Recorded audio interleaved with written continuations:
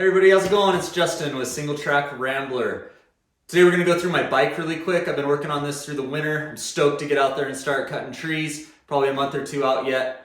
But yeah, I think it's important to mention when we do these videos, a lot of them, they go through the bike and leaves people questioning, well, why'd you do this? Why'd you do that? So I want to be clear on the intended purpose. The first and foremost is riding single track and cutting trees. That's what I love to do. Done it for my entire career. So yeah, that's the main focus on this bike. Secondary to that is I do like to also do some dual sport rides, some longer overnight rides with my father-in-law on roads, some mixed single track, fire road stuff.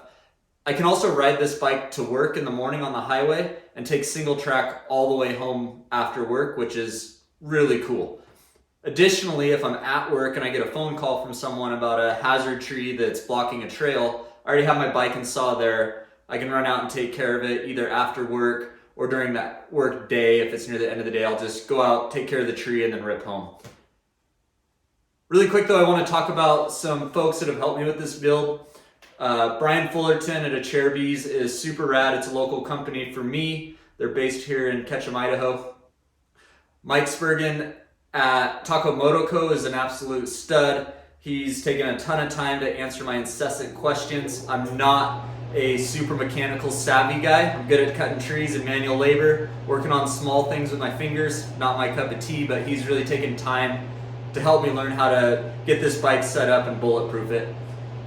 Also, Sean Smith, if you don't follow him, he is an absolute stallion on a motorcycle. I highly suggest following him on Instagram. It'll make most of us wish we were living his life. And he's taken a ton of time. He also rides a 350 to kind of give me some tips and tricks on how to set this up for what we like to do. He's done the tour of Idaho, multiple grit routes.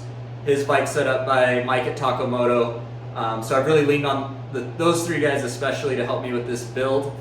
Additionally, I really focus on keeping my money in state when I can. So whether that's the Seat Concept seat, some parts from Recluse, Promoto Billet, there's just a list of companies. Climbs, the gear that I try to run. Fly's also based here with Western Power Sports. Kind of drawing a blank here. You got Promoto Billet, you got Fastway. I think Trail Tech used to be based here. And then in bigger picture, over at Trailbound Co., they have some of the coolest stuff, whether it's the racks or their bags. They do a really good job. And Giant Loop does a really good job as well. I think they give back. Those two companies give back to their communities, and I know Trailbound gets out and logs out a bunch of trails, so I appreciate that. So I try to keep my money with people that I know have either an access fund or are going out and clearing trail on their days off. I want to keep my money in companies that are giving back to access. That's enough I'm going to say on that. Let's go ahead and look through the bike. All right, let's look through this thing. So Acherbys handguards, those are standard for me. Like I said, local company, I'll support them when I can. We got the Trailbound rack with, right now it's got the T540. I got a separate video on that. Thing is bomber, I really appreciate it. I run a Baja Designs S2. I run the sport model because I don't need a dimmer to stay street legal in Idaho. I do get fender shadow at that mount location, but this is for emergencies only and mostly to keep me street legal. All my suspension work is done by Brop Suspension. Roger Neth is the dude, and he rides Idaho, so he knows how to set these bikes up for the terrain we're riding through. Acherbys lower fork guards. We've got a Trail Tech brush guard for the radiator. P3 exhaust guard. Acherbys frame guards. Must do Seat Concept seat. There's another Idaho company for you. These are new and I'm not sure about them yet, so I'll do a separate video on these Acherbys Telechromatic or whatever they're calling them. Swing arm guards, they've got a rubber doohickey and then a magnet. And yeah, so they're supposed to be able to come off really easy if you get mud between your swing arm and your guard so you can wash it off. I don't know if they're gonna work out, but we're gonna abuse them and see what happens. I got the bolt adjusters here. Makes it so it's only one tool back and forth when you're on longer 3-4 day rides, checking your chain, even longer rides, I guess 8 days for us. It's nice just to be able to use one tool, loosen the bolt, move it back and forth, get it set right, and then go to bed. Shinko 505 Cheater. I run this because I do some dual sporting, so I'm willing to give up traction for some durability. And I'm still running ultra heavy duty tubes at 13. I haven't made the switch. I never really liked the tubeless system. I know some people love it, but I have been on multiple rides where people are constantly messing around with that. I have really good luck with tubes, probably just my mellower riding style. But I am excited to see how the moose balls work.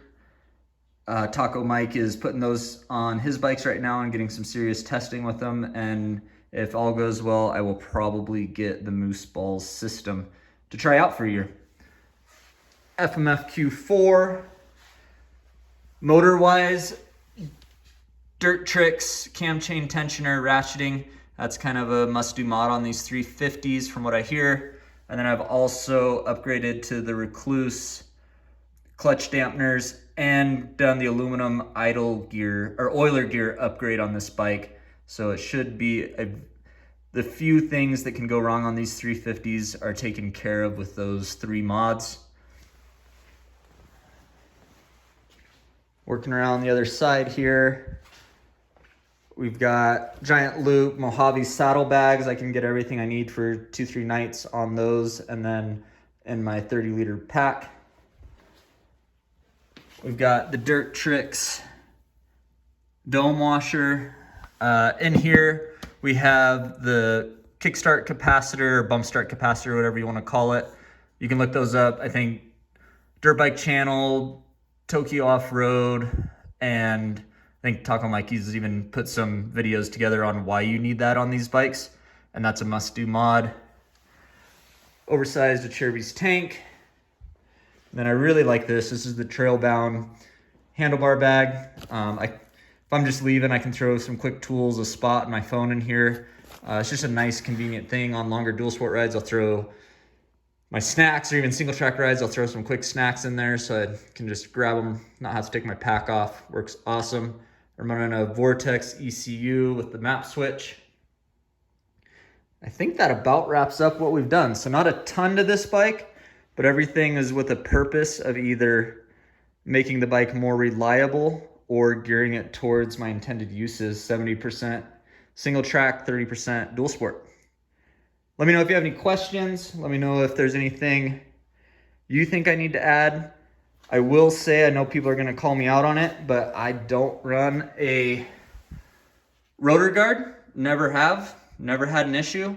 The day that I've been to Rotor, I'll take my rotor off and go home, and then I'll order a Rotor Guard and a new rotor. But so far on the 10 bikes I've owned, that's a lot of money saved, and I haven't had an issue, and I haven't really seen a ton of issues. Again, it could be my mellower riding style. I'm not a on-it guy. I'm not an extreme enduro guy. I ride the trails that are out there and enjoy them for what they are, and don't try to be the guy that's riding off trail trying to splat rocks all the time. That's not me. Oh, I do also have the Tusk upgraded bearing covers, the spacers, I guess. Those help keep mud out of your bearings, gives you a little longer life. All right, well, that's my build. Excited to get on it this season, see how it goes. Was on a 250 XC last year, so kind of excited to be back in the 4-stroke world for a season or two. And also not having to own 2 bikes, a dual sport bike and a single track bike, is gonna make the wife happy. All right, cheers.